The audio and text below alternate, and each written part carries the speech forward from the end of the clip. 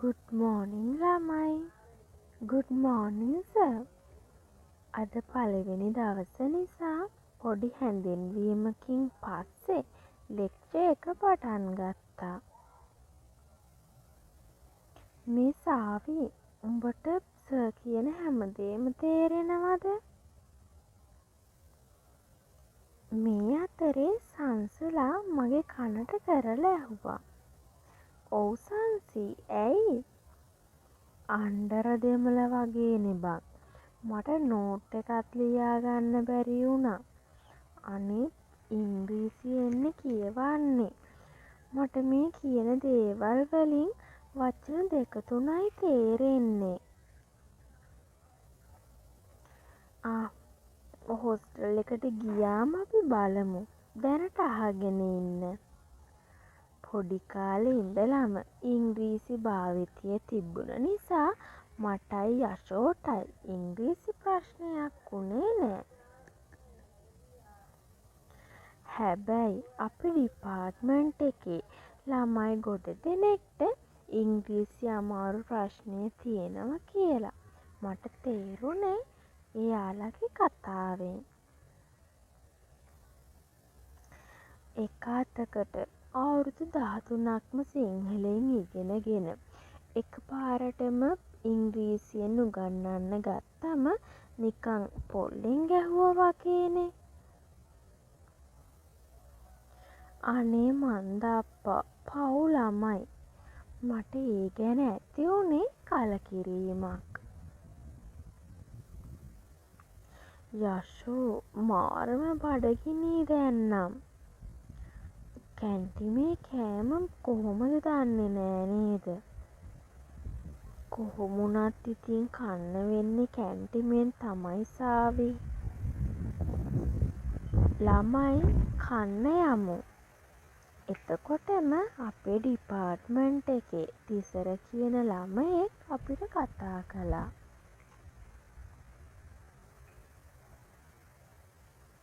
අපි වොෂ්රූම් යන්න ඕන. ඔයාලා යන්න, අපි 4 දෙනා එන්නම්. එහෙම යන්න බැහැ බං. ඔක්කොම එකට එන්න කියලා සීනියර්ස්ලා කිව්වේ. ඒ මොන විකාරයක්ද? විකාරයක්ද මොකක්ද දන්නේ නෑ. කෙල්ලෝ තනියම කොහෙවත් යවන්න එපා කිව්වා. හෑ, දැන් ඔයාලත් අපි යන තැන එනවද? දැන් වොෂ්රූම් යන්නනේ ඕන. කොහොමත් වොෂ්රූම් දෙක එක ළඟනේ තියෙන්නේ. ඔයාලත් ගිහින් එන්න. අපිත් ගිහින් ඔයාලා එනකන් ඉන්නම්. කොහොම හරි අවසානයේදී ළමයි ඔක්කොම කැන්ටින් එකට යන්න පිටත් උනේ එකට. මේ උඹලා මෙතන හරක් රැලක් වගේ පාර පුරාම ගිහින් හරියනවද? කොහෙන්ද මන්ද මතු වුණ අයියා කෙනෙක් එකපාරටම අපට කෑ ගහන්න ගත්තා. හැදියව් පොලිම.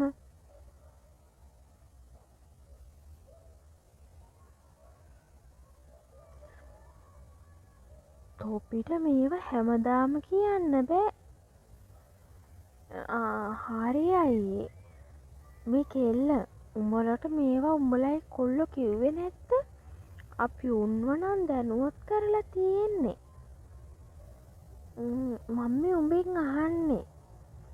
හප්පට සිරි මගෙන් අහන්නේ.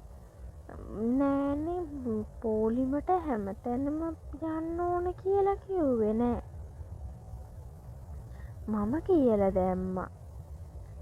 එහෙමද? උඹලා අල්ලගන්නම් පස්සේ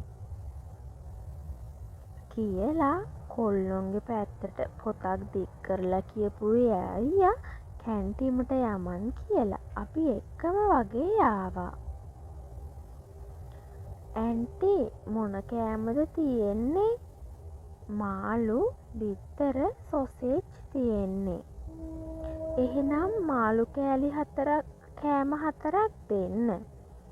මම අපි 4 දෙනාට එකවර සල්ලි දුන්නේ මාරු සල්ලි නැති නිසා. රුපියල් 1000ක් දුන්නම මට ඉතුරු 540ක් දුන්නා.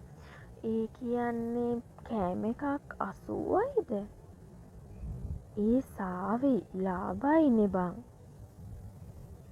ලාභ බඩුවල හිල් තියනවලු යශෝ, කාලම් බලමු. ඉතින් අපි කෑමත් අරගෙන ඉස්සරහම තියෙන මේසක ඉඳගෙන කන්න ලෑස්ති වුණා. අඩේ උඹලට සීනියන් ප්‍රමෝෂන් එකක් හම්බුණාද?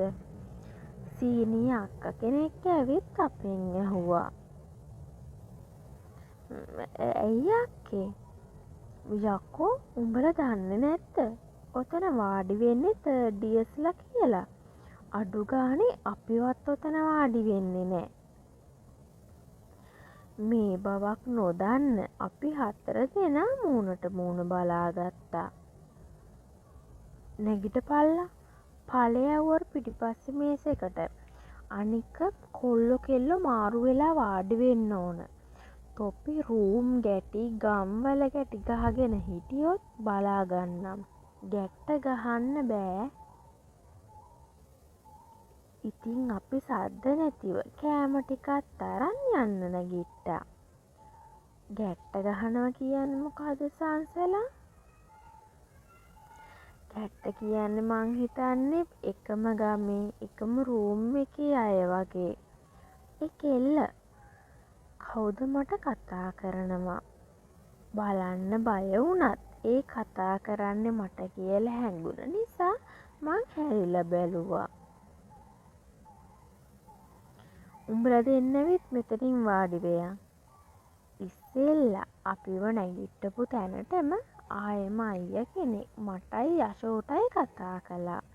එතනම තිසරත් වාඩි කරගෙන හිටියා. ඉතින් මමයි යශෝයි ආයෙම ගිහින් එතනින් වාඩි වුණේ කවි සංසලයි පිටිපස්සට යද්දී. පුටු 4ක් එකම මේසෙකට සම්බන්ධ කරලා හදලා තිබුණ නිසා අපි 3 දෙනා එකම පැත්තක එහෙට මෙහෙට වෙලා කොහොම හරි වාඩි වුණා. අපිට කතා කරපු අයියා අපේ ඉස්සරහ වාඩි වෙද්දි තව ටික වෙලාවකින් අක්ක කෙනෙක් ඇවිත් අනෙක් පුටුවෙන් වාඩි වුණා. කන්න පටන් ගනිල්ලා. ඒ ගමම්ම උඹලා 3 දෙනාගේම විස්තර කතා කරගන්න ඕන. අර අක්කා සද්ද නැතුව ඉද්දිම අනිත් අයියා කතා කළා. තව 2-3 දෙනෙක් බලන් ඉද්දි කන්න අපහසු නිසාම මමයි යශෝයි බත් එක අත ගාද්දි තිසර නම් කටට දෙකට බත් එක කනවා. උඹලා දෙන්න ඕක අතක ගා මොකද්ද කරන්නේ? කාපල්ලා ඉක්මනට. දැන් උඹලගේ විස්තර එහෙම කතා කරගන්න නැතිනේ. කීපම් බලන්න මේකේ විස්තර කියලා යශෝගෙන් මගේ විස්තර ඇහුවා. මේ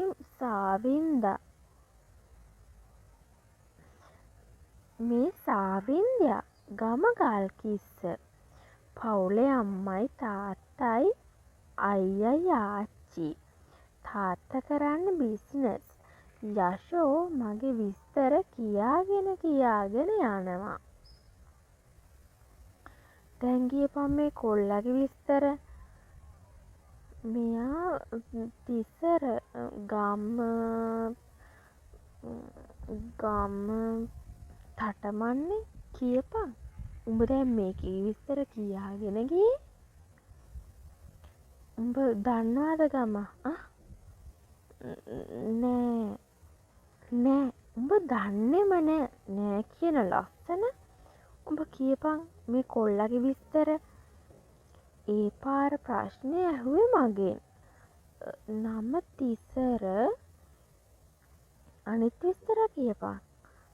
අනිත් විස්තර අහගන්න බැරි වුණා. එහෙමද? මේකේ විස්තර කියපන් එහෙනම්. ඒ පාර මගෙන් යශෝගේ විස්තර ඇහුවා. යශෝ මගේ විස්තර කිව්වා වගේම මමත් යශෝගේ විස්තර කියාගෙන ගියේ එක හුස්මට. යකෝ මුන් දෙන්න. තොපි දෙන්න ගමේ ගැට්ට ගහගෙන මෙතන. මුගේ විස්තර මුකුත් දන්නේ නෑනේ. මේ නංගි අනිත් දවසේ උඹලා දෙන්න එක මේසෙ දකින්න බෑ. හොඳට මතක තියාගනින් එක විතරක් ආශ්‍රය කරන සංස්කෘතියක් මෙහෙ නෑ. තොපි හැමෝම එක කතා බහ කරලා මේක ඇතුලේ ඉන්න ඕන. තේරුණාද? අපි දෙන්න තක්බීරි වෙලා ඔහේ බලාගෙන ඉද්දි තිසර ඔව් අක්කේ කිව්වා. ඇයි උඹලට අක්කේ කියෙවෙන්නේ නැද්දා? කොළඹ කියලා ලයින්ද? තේරුණා අක්කේ. දැන් කාපල්ලා. තිසර නම් කාලා ඉවරයි. මමයි යශෝයි ඉක්මනට මෙතනින් බේරෙන්න ඕන නිසා බත් එක බාගෙට කාලා නවත්තන්න හදද්දී මෙන්න සහෝ මුන් දෙන්න කාලා ඉවරයි. ඔහොම බත් බාගෙට කාලා මේ මේස වලින් නැගිටින්න බෑ යකෝ. මොකෝ කේස් එක කියාගෙන ඊළඟට එතනට ආවේ නපුරු වැස්.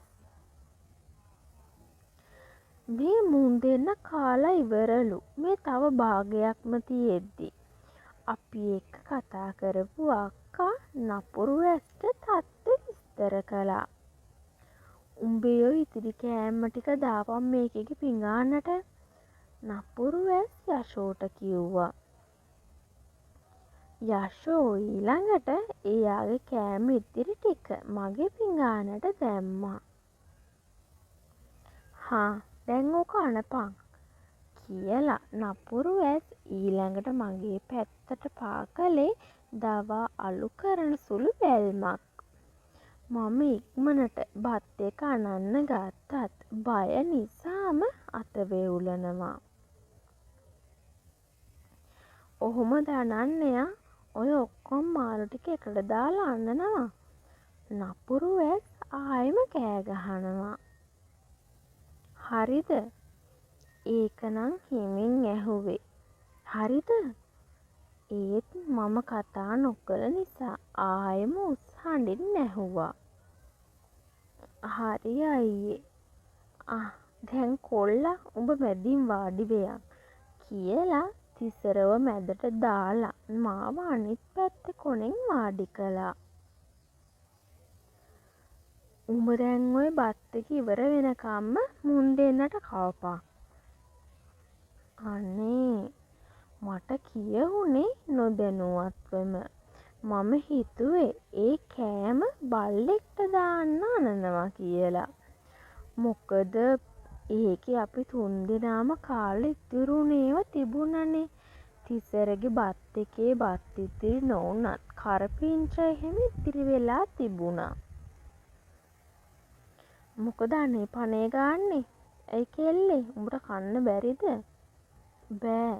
හිතුවක්කාර හිතක් පහළුණ මම කිව්වේ ස්ථිර හඬින්.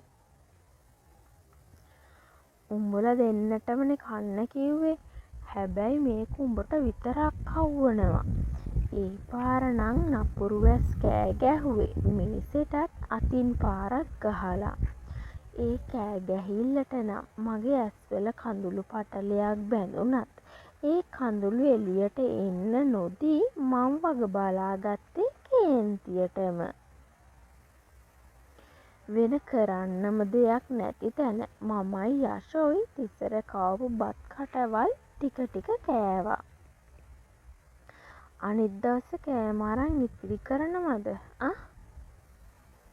නෑ අයියේ. යශෝ නම් මඬනවද කොහෙද? උඹලා දන්නවද? ඔහොම කෑම එකක්වත් ගන්න බැරියුම් ඉන්නව උඹලගේ බැච් එකේ.